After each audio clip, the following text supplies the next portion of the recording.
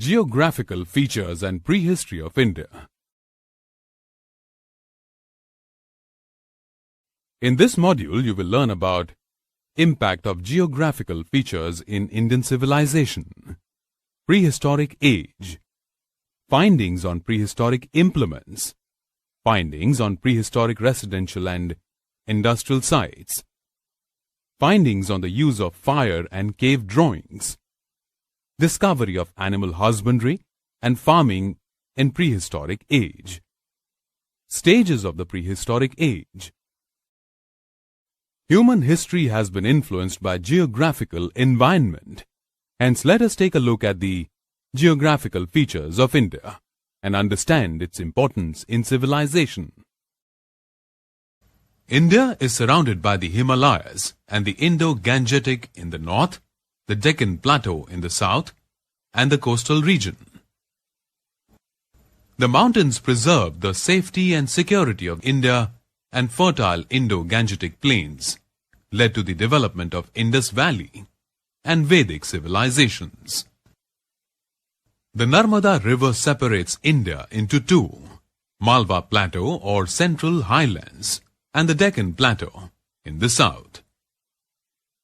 The Mauryas and the Guptas ruled these two areas of ancient India.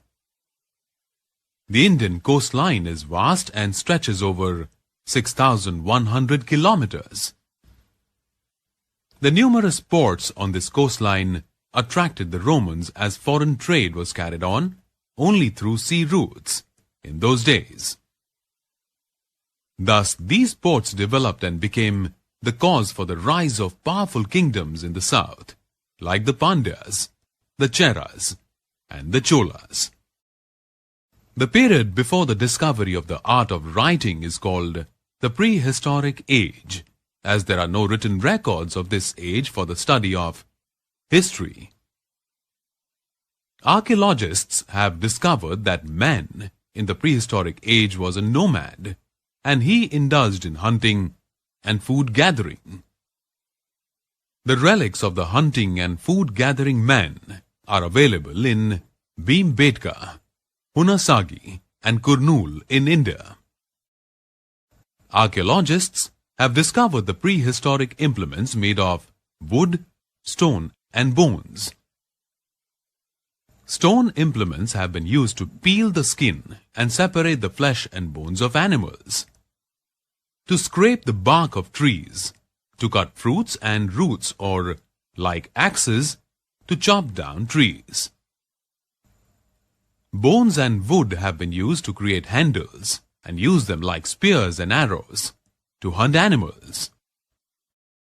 Since stone implements were essential for the survival of people of the prehistoric age, they chose areas abundant with stones, which could fulfill their needs. Areas where people used stones to create various implements have been believed to be industrial sites, as heaps of broken rocks used for creating implements have been found here. It is also believed that people lived in these areas for a long time. Hence, these sites are called residential and industrial sites. Archaeologists have obtained ashes in the caves of Kurnool. This reveals the awareness and the use of fire by the people of the prehistoric age to cook food, for light, and for safety from animals. Also, drawings of wild animals and of hunting have been found on the walls of caves and on rocks.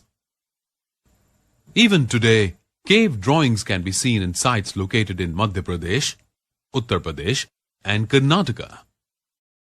It is believed that 12,000 years ago, a major change took place in the world's environment, which led to the gradual increase in the Earth's temperature. This led to the development of grasslands in many places, and birds and animals began to multiply in unprecedented numbers. Man, who had been hunting animals till then, started observing their nature, food habits, and how these animals reproduced.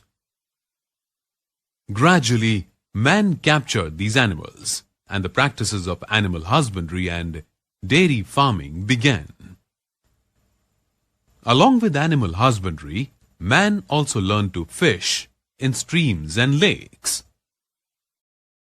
Man had noticed how some grass-bearing grains grew naturally. Man learned to use them as food grains, and cereals like rice, wheat, and barley were obtained from such plants. Gradually he learned to grow these crops, and thus the practices of farming began in the prehistoric age. The age which prevailed 2 million years ago is the oldest age and is called the Old Stone Age. It stretched over a period of 12,000 years. This long duration has been broken into 3 stages, namely the Early Stone Age, Middle Stone Age, and Late Old Stone Age. Now let us take a look at each of these. Good morning students, how are y'all? Children, today I am going to start a history second lesson, that is Geographical Features and Prehistoric India. The geographical environment has influenced every country and the people in the world. Hence there is a intimate relationship between the human life and the environment. Hence it is necessary to know about the geographical environment in order to know about the human history. So here India is a subcontinent occupying a huge area in the southern part of the continent, as it is surrounded by water on the 3 sides and land on the 1 side. So children, hence it is called as peninsula. Okay children, now we will see about the geographical features. The geographical features comprises the Himalayan mountain. Children, the Indo-Gangetic plains in the north and the Deccan Plateau and the coastal region is in the south. Here they include some of the tallest mountain peaks in the world, and they help to preserve the safety and security of the India. And the flat Gangetic plains are extremely fertile, which is suitable for the cultivation also. The ancient civilization of Indus Valley and the Vedic period also flourished here. The Narmada river plateau separates India into 2, that is Malwa Plateau or the Central Island and the Deccan Plateau. The Mauryans and the Guptas ruled here ruled these areas for almost 2 areas of ancient India. In India, coastal line is vast and stretches over 6,000 kilometers. The eastern coastal line is called as Coromandel Coast, whereas the western coastline is referred to as Konkan Malabar. So children, once again I will repeat, the eastern coastline is called as Coromandel Coast, whereas the western coastline is referred to as Konkan or Malabar. Here, the foreign trade was carried over through here only through the sea. We will study about the prehistoric period. The period before the discovery of the art of writing is called prehistoric period. Okay, the period before the discovery of the art of writing is called prehistoric period. This is so because we do not find any evidence of the linguistic development, and we do not get any written records for the study of the history of this period. The scholars who study about this period are called as archaeologists. In this period, the man was nomad and indulged in hunting and food gathering. Human beings in this prehistoric period, they used stone tools to peel the skin and to separate the flesh and to cut the fruits and the vegetables and the roots. Some tools were essential for the survival of the people of that age. They chose areas which is abundant with stone, which could fulfill their needs. Now children, we'll see that how the people of Stone Age got the knowledge of fire.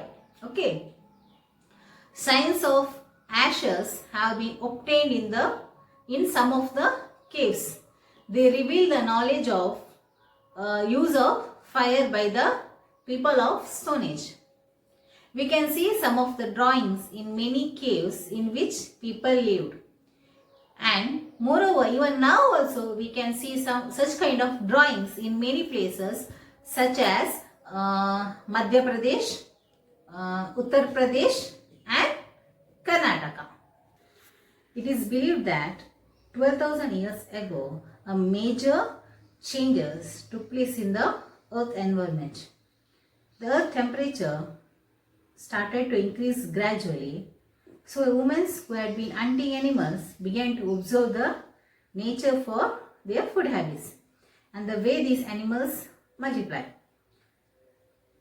The age that prevailed 2 million years ago was the Old Stone Age, and it is called as Old Stone Age. Okay.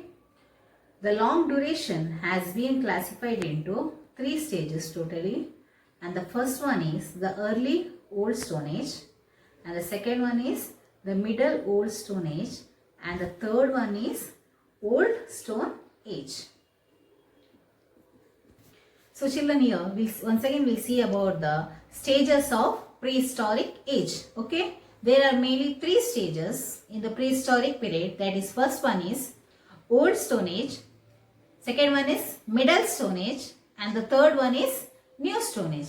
Okay, in that first one, that is Old Stone Age, is classified into 3.